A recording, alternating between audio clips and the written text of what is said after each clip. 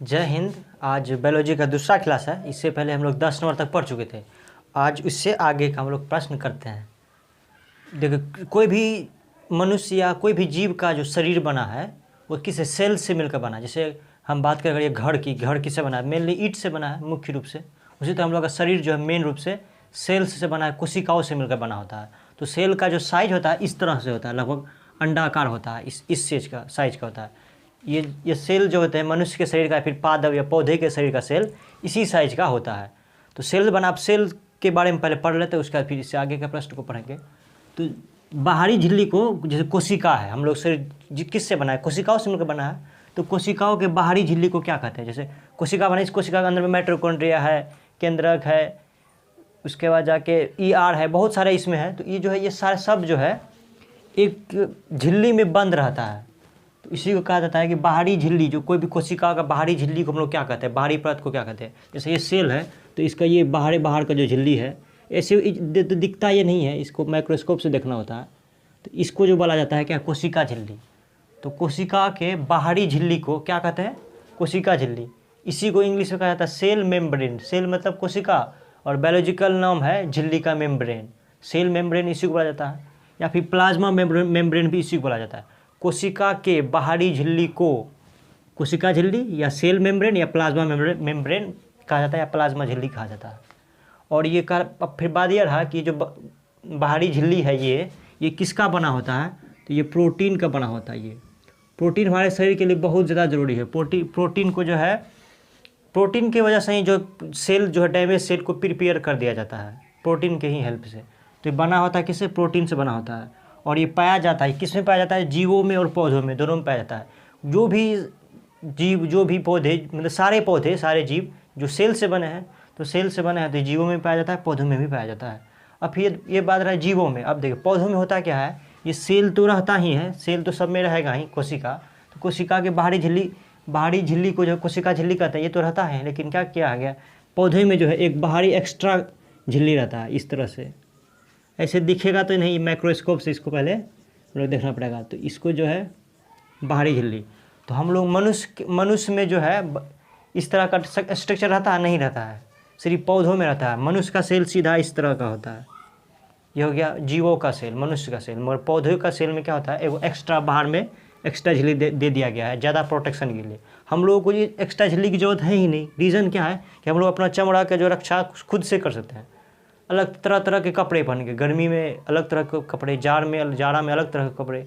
अगर पानी वानी बरस रहा है तो प्लास्टिक ओढ़ लेते हैं, उसको बोलते हैं रेनकोट बोलता है इसको। तो इसको जो है, इसके जो बाहरी झिल्ली है, लेकिन पौधे में क्या है, एक्स्ट्रा सुरक्षा की ज़रूरत होता है, एक्स्ट्रा प्रोटेक्शन। तो इसी जो है एक बाहरी झिल्ली भी होता है, ये इस तरह से बाहरी झिल्ली होता है, जिसका नाम है सेल वॉल, कोशिका भित्ति। ये क्या जीव में होता है? जीवों में नहीं होता है, पादप में होता है, पेड़ पौधे में होता है। पेड़ पौधे में होता है। जैसे मान लीजिए हम लोग बाज़ार जाते हैं, कोई चीज़ खरीदे, जैसे कोई भारी चीज़, कोई चीज़ खरीदे, जैसे आलू खरीद ले 5 kg, तो उसमें डबल प्रोटेक्शन देता है ना, एगो पॉलीथीन देता है, फिर कहता है और एगो लगा दीजिए कहीं फट ना जाए, है ना, डबल प्रोटेक्शन। या फिर कहीं गए कोई लिक्विड चीज़, जैसे चाय लेते आए, तो चाय लेते हैं उसमें भी 2 पॉलीथीन लगा के दे देता है, एगो पॉलीथीन, फिर उसको बाहर से एगो पॉलीथीन लगाता है, ताकि ज़्यादा प्रोटेक्शन मिलेगा। तो ये जो है पौधों में जो है एगो एक्स्ट्रा लगा दिया जाता है, भगवान एक्स्ट्रा लगा दिया है, जिसका नाम है कोशिका भित्ति, सेल वॉल। क्या सेल वॉल मनुष्य में पाया जाएगा? नहीं, मनुष्य में सेल वॉल नहीं पाया जाता। मनुष्य सीधा इस तरह का रहता है। मनुष्यों में ये पाया जाता है? नहीं पाया जाता। मनुष्य में सिर्फ कोशिका झिल्ली पाया जाता है। लेकिन पौधों में कोशिका झिल्ली तो रहता ही रहता है, साथ में साथ एगो एक्स्ट्रा प्रोटेक्शन रहता है, जिसको हम लोग सेल वॉल कहते हैं, कोशिका भित्ति कहते हैं। तो अब देखिए कोशिका भित्ति कहते हैं। जैसे देखिए कोशिका झिल्ली किससे बना होता है? प्रोटीन का बना होता है, जो कि मनुष्यों में पाया जाता है। और जाके कोशिका भित्ति कहेगा तो कोशिका भित्ति किस में रहता है? कोशिका भित्ति सिर्फ पादप में रहता है। तो कोशिका भित्ति किसका बना रहता है? तो कोशिका भित्ति बना होता है किससे? कोशिका भित्ति सेल वॉल, जो कि सिर्फ सेल वॉल जो किस में होता है? सिर्फ पेड़ पौधे में होता है, पेड़ पौधे में रहता है सेल वॉल। और ये बना होता है किसका? सेल्यूलोज का। सेल वॉल किससे बना होता है? सेल्यूलोज का बना होता है, सेल्यूलोज का बना होता है। ये एक एक्स्ट्रा प्रोटेक्शन रहता है। जैसे मान लीजिए साइकिल में ट्यूब को बचाने के लिए एक्स्ट्रा टायर लगा दिया जाता है, ताकि ट्यूब को प्रोटेक्शन मिलेगा। उसी तरह पादप के जो सेल है पेड़ पौधे के कोशिका उसको बचाने के लिए वो एक्स्ट्रा रहता है जिसको हम लोग सेल वॉल कहा जाता है, कोशिका भित्ति कहा जाता है। और ये कोशिका भित्ति बना होता है किससे? सेल्यूलोज से बना होता है। और कोशिका झिल्ली किससे बना होता है? तो प्रोटीन से बना होता है। ये सब प्रश्न आता है। कोशिका झिल्ली किससे बना होता है? प्रोटीन से। और कोशिका भित्ति सेल वॉल किससे बना होता है? सेल्यूलोज से। क्या सेल वॉल मनुष्यों में पाया जाएगा, जीवों में पाया जाएगा? नहीं, सेल वॉल सिर्फ पौधों में पाया जाता है। अच्छा, ये क्या कोशिका झिल्ली पौधों में पाया जाएगा? हाँ, कोशिका झिल्ली पौधों में भी पाया जाएगा। कोशिका झिल्ली तो दोनों चीज़ में पाया जाएगा, खाली पेड़ पौधे के छाल में होता है। छाल जो है इस तरह से, उसी को कहा जाता है सेल्यूलोज, और वही है सेल वॉल, छाल सब। तो सेल्यूलोज से क्या बनता है? सेल्यूलोज से हम लोगों का पढ़ने वाला कॉपी किताब का जो पेज होता है वो किससे बना होता है? सेल्यूलोज का बनाता है। साथ में हम लोग का कपड़े जो है वो भी किससे बने होते हैं? सेल्यूलोज के कपास से जो बनता है कपड़ा, उसमें भी क्या होता है? सेल्यूलोज होता है। तो अगर कहेंगे जीवों का सेल कैसा होता है? जीव का सेल सीधा इस तरह स्ट्रक्चर, ये हो गया मनुष्य का, जीव जंतु का इस तरह का सेल होगा। और कहेगा पादप का, तो ये बाहरी ये क्या है? इसको कोशिका झिल्ली है, ये इस तरह कोशिका झिल्ली है। और कहेगा पेड़ पौधे का, तो इस तरह का तो रहेगा ही, पेड़ पौधे में कोशिका झिल्ली तो रहेगा ही, लेकिन साथ में वो एक्स्ट्रा प्रोटेक्शन आता है जिसको हम लोग कोशिका भित्ति सेल वॉल कहते हैं। और ये बना होता है प्रोटीन का। ये प्रोटीन के बाद इसमें भी तो प्रोटीन का ही बना रहेगा कोशिका झिल्ली, लेकिन कोशिका भित्ति सेल वाले किसका बनाता है? सेल्यूलोज का बना होता है, सेल्यूलोज। सेल्यूलोज को जो है जीव हम लोग मनुष्य नहीं पचा पाता है, इसलिए हम लोग सेल्यूलोज को नहीं, जब पेड़ पौधे के छाल है पत्ती उसमें क्या आता है? सेल्यूलोज आता है, वो हम लोग पचा पाते हैं? नहीं पता पाते। लेकिन गाय बैल भैंस ये सब सेल्यूलोज को पचा लेता है, इसलिए लोग पत्ती सब भी खा लेता है। ये सेल है कोशिका। ये कोशिका आप जिसका समझ लीजिए, चाहे तो मनुष्य का समझिए या फिर पौधे का समझिए, दोनों में लगभग सेम होता है। कुछ चीज़ें अलग होते हैं पौधे के कोशिकाओं में और मनुष्य के कोशिकाओं में, जीवों के कोशिकाओं में, वो भी हम लोग बाद में देख लेंगे। तो इसमें जो सेल है कोशिका है, इसी सेल के अंदर में एक होता है माइटोकॉन्ड्रिया। जिस तरह पहले देखिए हम लोग, जैसे कोई भी पदार्थ किससे बना होता है? एटम से बना होता है। तो एटम के भी अंदर में रहता है इलेक्ट्रॉन, प्रोटॉन, न्यूट्रॉन।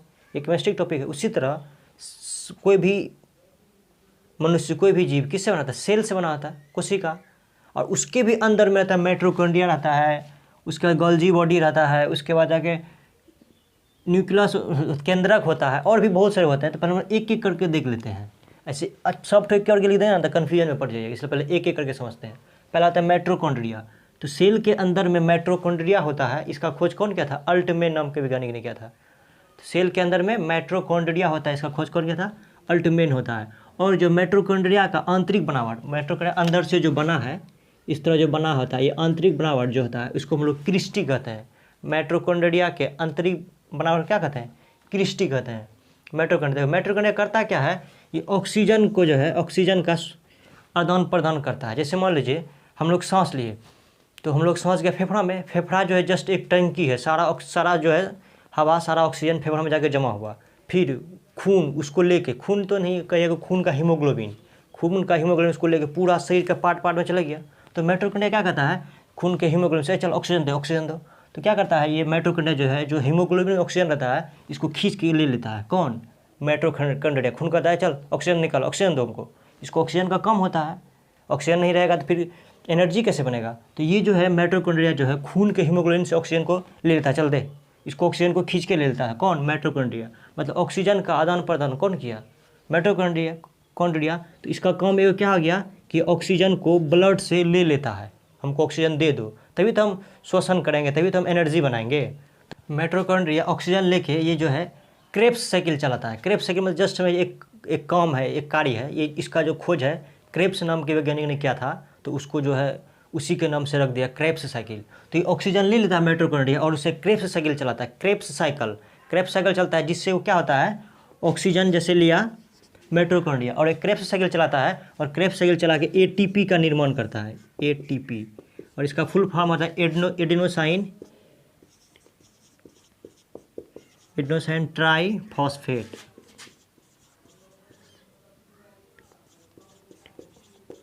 ये ऑक्सीजन ले लिया कौन? माइटोकॉन्ड्रिया, और बनाया क्या? ATP, adenosine triphosphate. और ये 38 एटीपी बनाता है। एक एटीपी, 2 एटीपी से बनाते कितना ठो बनाता है? 38 एटीपी बना लेता है।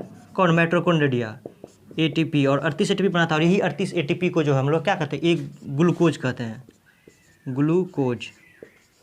ये 38 एटीपी को क्या कहते हैं, एक ग्लूकोज। एक ग्लूकोज में कितना एटीपी, तो 38 एटीपी होता है, यही एक ग्लूकोज। और हम लोग यही जो है, यही ग्लूकोज हमको एनर्जी देता है, ताकत देता है, जिससे हम लोग काम करते हैं। यही अगर कम नहीं, एटीपी नहीं बनेगा, हम लोग जो है हाथ में दम ही नहीं लगेगा, पैर हाथ में दम, पूरा शरीर में ही दम ही नहीं लगेगा, पूरा दम लगेगा, दम पूरा दम दर्द कर रहा है पूरा, क्योंकि यह एटीपी नहीं बना है। आप खाना खाइएगा तो फिर एटीपी बनने लगेगा, 38 एटीपी एक ग्लूकोज। इसी तरह बनते बनते बहुत सारा ग्लूकोज बनेगा, हमको क्या एनर्जी आने लगता है, ताकत आने लगता है, हम जिससे हम लोग काम करते हैं। तो 38 एटीपी बनता है, और ये एक 38 एटीपी बनाता है जिससे एक ग्लूकोज बनता है। और इसको, इस प्रोसेस को हम लोग क्या कहते हैं, क्रेब्स साइकिल। क्रेब्स साइकिल कौन करता है, माइटोकॉन्ड्रिया। इसमें होता क्या है, क्रेब्स साइकिल में होता क्या है, ऑक्सीजन लेके माइटोकॉन्ड्रिया एटीपी का निर्माण करता है। एटीपी का फुल फॉर्म एडेनोसाइन ट्राइफॉस्फेट। और ये एटीपी कैसे बनाता है, 38 एटीपी बनाता है। और 38 एटीपी बना के जिसको हम लोग एक ग्लूकोज कहते हैं, और यही ग्लूकोज से हम लोग को ताकत एनर्जी मिलता है। अब इससे माइटोकॉन्ड्रिया से जुड़ा आगे अगला प्रश्न देखते हैं। इसे हम पहले इसलिए लिख लेते हैं ताकि जो है बहुत ज़्यादा लंबा वीडियो नहीं हो जाएगा, नहीं तो फिर अपलोड करने में कोई दिक्कत होने लगता है। तो अब माइटोकॉन्ड्रिया पढ़े थे ना, माइटोकॉन्ड्रिया, तो इनमें से जो है खोज अल्टमैन किया, और इसका आंतरिक बनावट को क्रिस्टी कहते हैं। और इस क्रेब्स साइकिल पूछें, क्रेब्स साइकिल कहाँ चलता है, माइटोकॉन्ड्रिया में चलता है। कोशिकी श्वसन कहाँ होता है, ये ऑक्सीजन लेता है, किससे, हीमोग्लोबिन से कहते हैं ऑक्सीजन दे, ऑक्सीजन लेता है कौन, माइटोकॉन्ड्रिया। और क्रेब्स साइकिल चलाता है, तो और इससे क्रेब्स साइकिल चलता है जिससे हम क्या बनता है, एनर्जी बनता है, 38 एटीपी बनता है, जिससे हम लोग एक ग्लूकोज कहते हैं। तो कोशिकी श्वसन कहाँ होता है, माइटोकॉन्ड्रिया में। कैसे, ऑक्सीजन लेके, ब्लड से ऑक्सीजन ले लिया था ऑक्सीजन ब्लड के हीमोग्लोबिन से। तो कोशिकी श्वसन कहाँ होता है, माइटोकॉन्ड्रिया में। क्रेब्स साइकिल कहाँ चलता है, माइटोकॉन्ड्रिया में। ऊर्जा का निर्माण कहाँ होता है, माइटोकॉन्ड्रिया में। ऊर्जा बना था ना, क्रेब्स साइकिल चला था जिससे एटीपी बनाया था, एडेनोसाइन ट्राइफॉस्फेट। 38 एटीपी बना था जिससे एक ग्लूकोज कहते हैं, जिसको हम लोग एनर्जी कहते हैं, ताकत। तो ऊर्जा का निर्माण कहाँ हुआ था, माइटोकॉन्ड्रिया में। पावर हाउस किसको कहते हैं, माइटोकॉन्ड्रिया को। पावर मतलब शक्ति, शक्ति हाउस मतलब गृह, शक्ति गृह किसे कहते हैं, माइटोकॉन्ड्रिया को। एटीपी का निर्माण कहाँ होता है, माइटोकॉन्ड्रिया में। तो माइटोकॉन्ड्रिया में इतना सारा काम होता है। अब माइटोकॉन्ड्रिया हम लोग पढ़ ले, इसके आगे फिर अगला देखते हैं इसके अंदर में और क्या होता है, सेल के अंदर में। ये सब प्रश्न आते हैं क्वेश्चन में, ये सबको आप बढ़िया से नोट कर लीजिए, या फिर अभी क्वेश्चन जब करेंगे तो इसमें शायद ये सब प्रश्न है। हम लोग माइटोकॉन्ड्रिया देख लिए, ये सेल है, कोशिका है, या ये सेल है किसका, मनुष्य का भी है और पेड़ पौधे का भी है। बस कुछ चीज़ें अंतर होता है, हम लोग लास्ट में इसका डिफरेंस देख लेंगे क्या क्या अंतर होता है। ये सब जो हम लोग पढ़े माइटोकॉन्ड्रिया, इसके अंदर इसका पढ़ेंगे गोल्जी बॉडी, उसके बाद पढ़ेंगे और सब बहुत सारे हैं, इसको पढ़ेंगे। तो ये सब होता है किस में, पौधे में भी और मनुष्य में भी, मतलब जीवों में भी होता है। तो हम लोग माइटोकॉन्ड्रिया पढ़ लिए, इसका क्या क्या काम था वो भी पढ़ लिए। और माइटोकॉन्ड्रिया में पढ़ते हैं गोल्जी बॉडी, ये भी गोल्जी बॉडी, ये भी किस में, कहाँ पे होता है, सेल में होता है, कोशिका में होता है। गोल्जी बॉडी पढ़ते हैं। गोल्जी बॉडी देखो, गोल्जी बॉडी करता है क्या, ऊर्जा का परिवहन करता है, ऊर्जा का ट्रांसफ़र करता है एक जगह से दूसरे जगह। और ये देखिए गोल्जी बॉडी कितना ज़रूरी है शरीर में, जैसे हम लोग अभी पढ़ रहे हैं, हम बात कर रहे हैं आपसे, बोल रहे हैं, बहुत सारे प्रश्न कर रहे हैं, हम समझा रहे हैं आपको। तो हम लोग अभी है क्या, मेरे ब्रेन में ज़्यादा एनर्जी चाहिए, मेरे जीभ में ज़्यादा एनर्जी चाहिए, ऊर्जा चाहिए। अभी क्या मेरे पैर को ऊर्जा चाहिए, पैर तो एकदम स्थिर है, खड़ा है, इसको ऊर्जा नहीं चाहिए। तो गोल्जी बॉडी कहता है पैर से, तू ऊर्जा लेके क्या करेगा, तुमको ऊर्जा दे दो। तो गोल्जी बॉडी क्या करता है, पैर के गोल्जी बॉडी वहाँ से पैर से जो है एनर्जी को ले जाके जीभ को दे देता है। क्यों, क्योंकि जीभ को भी बोलना है, बहुत सारा काम करना है, बहुत सारा बोलना है। तो बोलने के लिए जीभ को क्या चाहिए, एनर्जी चाहिए, मेरे जीभा को, जीभ को। तो ये गोल्जी बॉडी क्या करता है, जहाँ पे ऊर्जा का काम नहीं है, ऊर्जा का ज़रूरत नहीं है, वहाँ से ऊर्जा को खींच के ला के जीभ को दे देता है, जहाँ पे ज़रूरत है उसको दे देता है, ताकि काम पूरा हो सके। नहीं तो पता चला हम ऐसे बोल रहे हैं, कुछ देर के बाद मेरा जीभ का एनर्जी खत्म हो जाएगा, एकदम धीरे धीरे गोल्जी बॉडी, मतलब बोलने का जो स्पीड है बहुत कम हो जाए, क्योंकि जीभ का एनर्जी खत्म हो चुका है। लेकिन गोल्जी बॉडी करता क्या है, जीभ का ऊर्जा खत्म होने नहीं देता है, जहाँ पे ऊर्जा का ज़रूरत है वहाँ पे ऊर्जा ला के दे देता है। कौन, गोल्जी बॉडी। तो ऊर्जा का परिवहन कौन करता है, गोल्जी बॉडी। जैसे अभी हमारे पैर को एनर्जी की कोई ज़रूरत नहीं है, खड़ा है आराम से, तो गोल्जी बॉडी वहाँ से एनर्जी को खींच के ला के जीभ को देता है, ब्रेन को देता है। तो गोल्जी बॉडी का मेन काम क्या हो गया, ऊर्जा का परिवहन करना, ऊर्जा को एक जगह से दूसरी जगह ले जाना, जहाँ पे ऊर्जा का ज़रूरत है वहाँ पे ऊर्जा पहुँचा देना। इसका काम कौन है, गोल्जी बॉडी, ऊर्जा का परिवहन। और दूसरा देखो, गोल्जी बॉडी में रसधानी होता है, वैकुल्स। तो पूछेगा रसधानी कहाँ होता है, गोल्जी बॉडी में, इसी के अंदर में रसधानी होता है। इसका काम होता है क्या, पानी को स्टोर करके रखना, वाटर को स्टोर करके रखना। जैसे हमारे शरीर में 65% पानी है, तो 65% में कुछ पानी हमारे ब्लड में है, कुछ पानी हमारे रसधानी में है, कुछ पानी हमारे यहाँ पे केंद्रक में है। तो वही जो है गोल्जी बॉडी में होता है क्या, रसधानी होता है, जो वाटर को स्टोर करके रखता है, एनर्जी वाटर को जो है मतलब जमा करके रखता है। तो गोल्जी बॉडी का काम समझ गए। गोल्जी बॉडी कहाँ होता है? सेल में होता है। इसका काम क्या है? ऊर्जा का ट्रांसप्लांट करना, ऊर्जा का परिवहन करना। इसी गोल्जी बॉडी में राजधानी होता है, व्हीकल्स जो पानी को स्टोर करके रखता है। इसको समझ गए। ऊर्जा का परिवहन ये कितना जरूरी है। अगर मान लीजिए नहीं रहेगा गोल्जी बॉडी शरीर में तो ऊर्जा का ट्रांसलेशन नहीं हो पाएगा। जैसे कोई हम बोल रहे हैं तो हमको ज़्यादा एनर्जी चाहिए जीभ में, तो ये क्या करेगा गोल्जी बॉडी? पैर वैर से पूरा जगह से एनर्जी खींच के लाके जीभ को दे देगा। तुम बोलते रहो, तुम काम नहीं रुकना चाहिए, दे देगा। आज जैसे कोई धावक है, कोई दौड़ रहा है, तो दौड़ रहा है तो उसका हाथ को एनर्जी नहीं चाहिए, तो गोल्जी बॉडी हाथ से ले आके जीभ भी पूरा से एनर्जी ले जाएगा, उसको पैरों को दे देगा, तुम आराम से दौड़ते रहो। तो गोल्जी बॉडी शरीर में बहुत ज़्यादा जरूरी है, जो कि ऊर्जा का ट्रांसफर करता है, परिवहन। एक प्रश्न ये भी बनता है कि रसधानी व्हीकल्स जो है ये पेड़ पौधे में ज़्यादा बड़ा होगा या मनुष्य में ज़्यादा बड़ा होगा? किसके सेल में ज़्यादा बड़ा होगा रसधानी? तो ज़्यादा देखिए, पेड़ पौधे को मेनली पानी का ही जरूरत होता है। पेड़ पौधे क्या चाहिए? पानी। शुरुआत में थोड़ा सा खनिज लवण चाहिए, शुरुआत में जब वो छोटा रहता है, उसका जब बड़ा हो जाता है उसको सिर्फ मेनली पानी ही चाहिए। पानी दे दीजिए, बाकी वो पूरा देख लेगा। तो ये रसधानी जो होता है पेड़ पौधे का, ये बड़ा साइज़ का होता है और हम लोग मनुष्य में छोटे साइज़ का होता है। सेल के अंदर में माइटोकॉन्ड्रिया देख लिए, गोल्जी बॉडी देख लिए, अब हम लोग देते हैं सेंट्रोसोम। सेंट्रोसोम का इसी तरह और भी बहुत सारे होते हैं। धीरे धीरे हम लोग पूरा एकदम सेल का पूरा एकदम डीप में एनालिसिस कर लेंगे। तो माइटोकॉन्ड्रिया, गोल्जी बॉडी हो गया, आप लोग देखते हैं सेंट्रोसोम। सेंट्रोसोम को हम लोग हिंदी में तारक काय कहते हैं, तारक काय। और सेंट्रोसोम का खोज किसने किया था? बोबरी नाम के वैज्ञानिक ने किया था। मतलब सेल के अंदर में सेंट्रोसोम भी होता है, इसका खोज कौन किया था? बोबरी नाम के आदमी ने किया था। और उन्होंने ये भी बताया इसका काम क्या है सेंट्रोसोम का? कोशिका विभाजन करना। मतलब कोशिका का जो है, एक कोशिका टूट के जैसे दो कोशिका, तीन कोशिका बन जाता है। तो जो है सेंट्रोसोम का काम क्या हो गया? कोशिका विभाजन करना। जैसे मान लीजिए 2 गो सेल है, एगो सेल इस तरह का ये सेल है, एगो सेल ये है। जैसे हुआ क्या, कहीं कोई काम के तो या फिर एक्सीडेंट हो गया, ये सेल टूट गया हमारा। ये सेल जैसे अभी कोई काम कहीं गिर जाता है बच्चा उच्चा, तो देखते हैं इसका हाथ में पूरा छिछार विछार लग जाता है, कट उठ जाता है, तो कट जाता है, या फिर चमड़ी उमड़ी उधर घसक जाता है थोड़ा सा। एक्सीडेंट देखते हैं ना, पूरा मन से उखड़ के उधर चल जाता है। तो ये जो सेल है ये मान लीजिए अलग हो गया शरीर से, कट गया, बाहर निकल गया, छिटक गया मांस, तो ये सेल है। तो ये करता क्या है सेंट्रोसोम? इसको ना तोड़ के 2 भाग बना देता है। ये एगो है, ये टूट के कोशिका विभाजित हो जाता है 2 भाग में।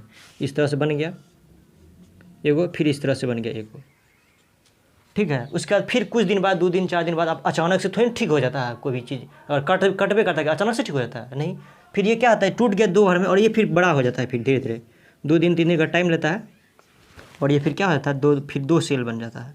यही काम है हमारा सेंट्रोसोम का। सेंट्रोसोम यही करता है। तो पहले 2 गो सेल था, 2 गो सेल था, एक्सीडेंट हुआ, ये सेल जो है हाथ से अलग हो के चला गया, मांस छिटक गया, निकल गया, ये चल गया, तो ये एक ही को बचा। तो सेंट्रोसोम क्या करता है, इसको 2 भाग में पहले तोड़ देता है, 2-4 दिन का समय लगता है, फिर ये जो है 2 गो सेल बना देता है। तो पहले 2 गो था, अब भी 2 गो है। तो क्या होता है, वो जो जहाँ पे जख्म हुआ था वो धीरे धीरे धीरे धीरे क्या होता है, भर जाता है, पूरी अच्छा तरह से भर जाता है। इसका ये कौन करता है? सेंट्रोसोम। देखिए, जिसमें सेंट्रोसोम बहुत ज़्यादा रहेगा तो उसका बहुत जल्दी ये घाव भर जाएगा, और जिसमें सेंट्रोसोम कम रहेगा तो उसका घाव भरने में बहुत ज़्यादा टाइम लग जाएगा। जैसे देखिए, शुगर के जो पेशेंट होते हैं, मधुमेह जिसको जो रोगी होते हैं, उसमें सेंट्रोसोम जो है अच्छा से काम नहीं करता है। इसलिए देखते हैं डॉक्टर सब जो है, मतलब उसका जो ऑपरेशन करने से पहले उसका पहले शुगर चेक कर लेता है, क्योंकि अगर शुगर बढ़ा हुआ रहेगा तो सेंट्रोसोम अच्छा से काम नहीं करेगा और उसका घाव जल्दी भरेगा नहीं। ये देखते हैं शुगर का पेशेंट सब नाखून भी काटता है, बड़ी हिसाब से करता है, क्योंकि पता है उसको, मतलब कि अगर कट उठ गया तो जो है उसमें जो है सेंट्रोसोम कम है,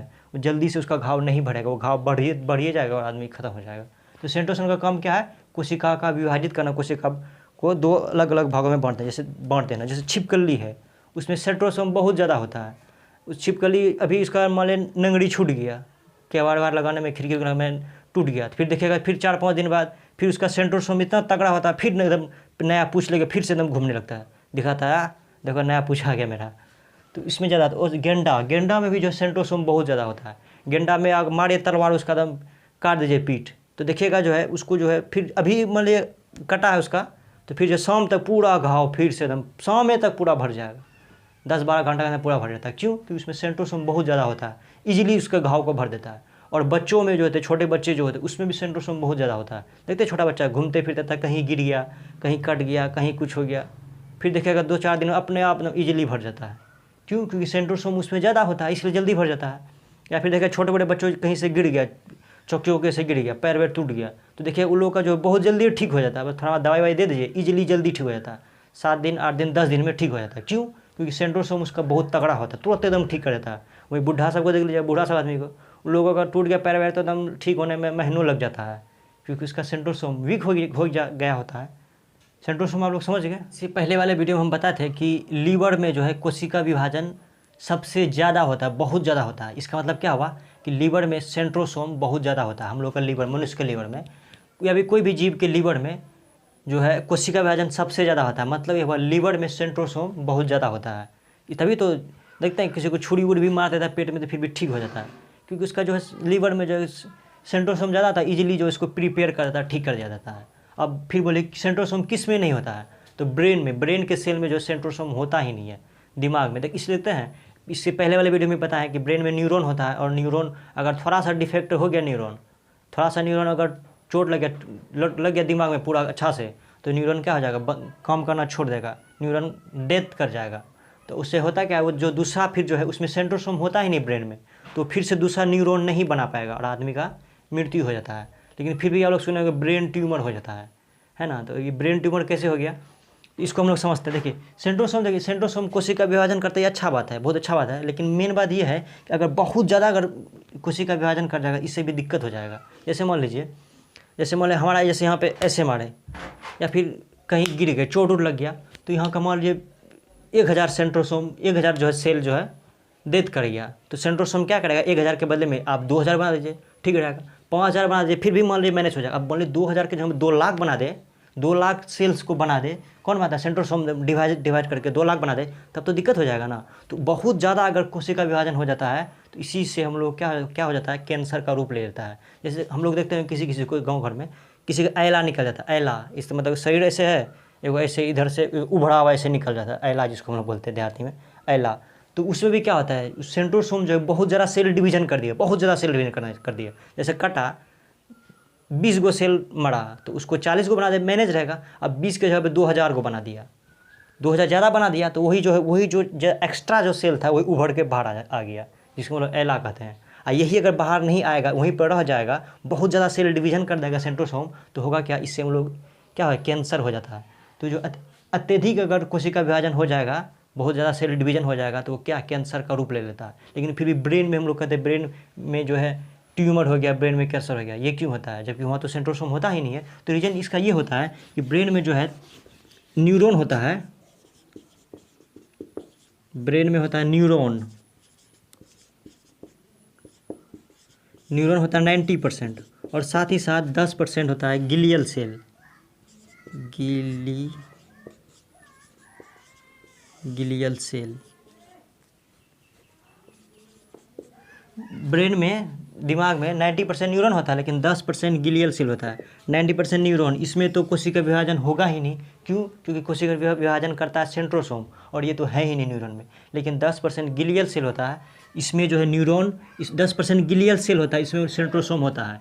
तो जो है ब्रेन में जो है यही जो है गिलियल सेल, जो इसी में जो है कोशिका विभाजन होता है, और बहुत ज़्यादा हो जाता है कोशिका विभाजन। तो बहुत ज़्यादा कोशिका विभाजन कर जाएगा तो क्या हो जाएगा, कैंसर हो जाएगा। तो इसमें हम लोग जो फर्स्ट स्टेज कैंसर को क्या कहते हैं, फर्स्ट स्टेज अगर कैंसर हो जाए, इसी में जो है कैंसर हो जाता है, इसलिए कहते हैं कि जो है ब्रेन ट्यूमर हो गया है। पहला स्टेज कैंसर को ट्यूमर कहा जाता है। तो गिलियल सेल, इसी में जो है कोशिका विभाजन होता है, इसी में सेंट्रोसोम होता है, इसमें कोशिका विभाजन होता है, इसी में जो है, इसी के कारण जो है ब्रेन ट्यूमर हो जाता है, ब्रेन ट्यूमर।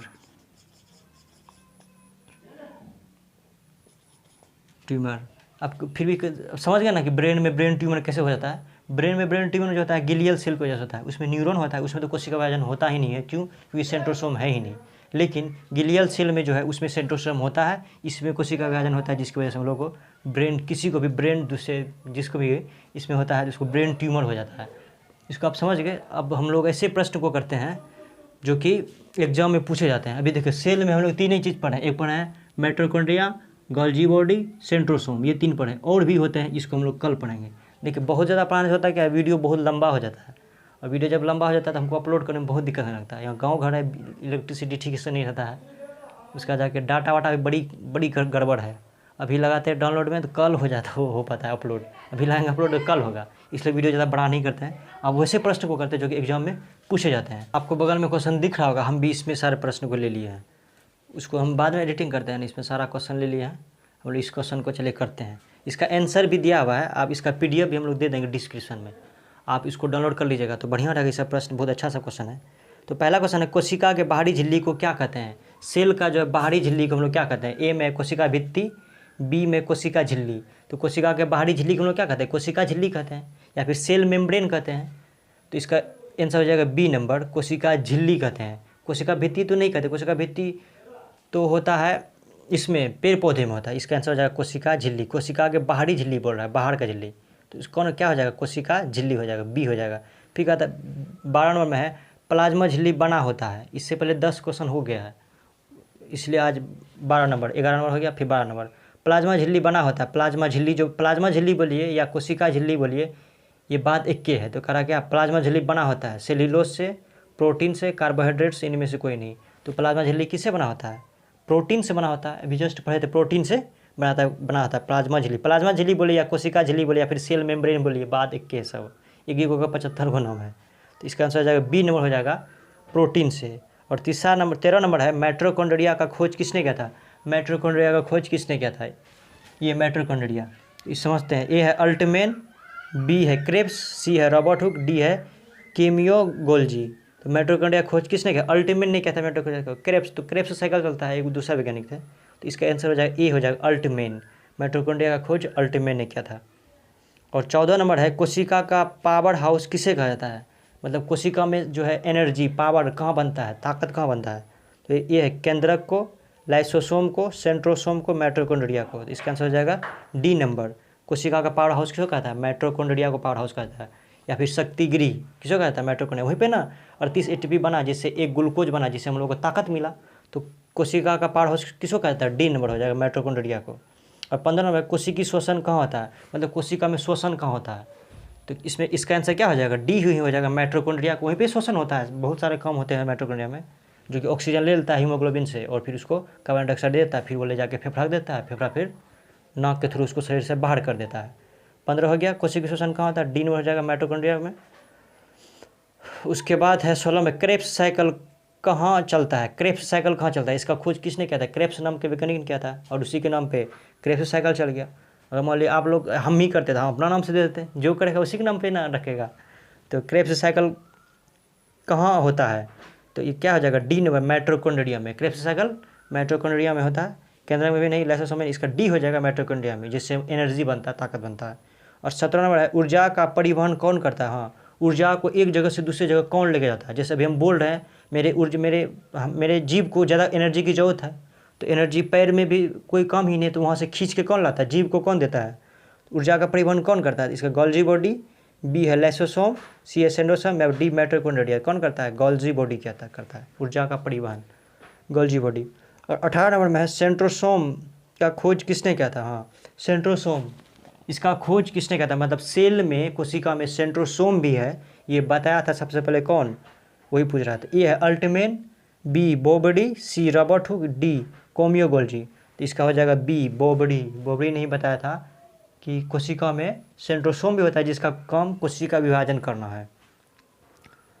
उसके बाद है, हाँ, उसका बाद सेंट्रोसोम का क्या कार्य है? मतलब सेंट्रोसोम क्या काम करता है हमारे सेल में? तो इसका ए है कोशिका निर्माण करना, बी कोशिका विभाजन करना, सी ऊर्जा बनाना, डी इनमें से कोई नहीं। तो सेंट्रोसोम का क्या काम है? कोशिका का विभाजन करना, जिसकी वजह से घाव उभर जाता है बहुत जल्दी। तो इसका आंसर हो जाएगा बी नंबर, कोशिकाओं का विभाजन करना। और 20 में है, कोशिका का कंकाल किसे कहते हैं? ये 20 नंबर जो है, कोशिका का कंकाल किसे कहते हैं? ए है अंतःपदर जालिका, बी है लाइसोसोम, सी है सेंट्रोसोम, डी है माइटोकॉन्ड्रिया। ये प्रश्न जो है ना, ये कल इसका जो है आंसर आपको मिल जाएगा अगले नेक्स्ट वीडियो में। देखिए इसका जो आंसर होगा ए होगा, अंतःपदर जालिका। इसको जो अभी नहीं बताया इसी, ये सब सारे प्रश्न का इसका जो है ना PDF का लिंक जो है डिस्क्रिप्शन दे देंगे, आप इसको डाउनलोड कर लीजिएगा। ये सब बहुत अच्छा सब क्वेश्चन है, आप इसको डाउनलोड करके बाद देख लीजिएगा तो ज़्यादा बढ़िया रहेगा। ठीक है दोस्तों, उम्मीद करते हैं आपको समझ आया होगा। मिलते हैं नेक्स्ट वीडियो में, तब तक के लिए जय हिंद।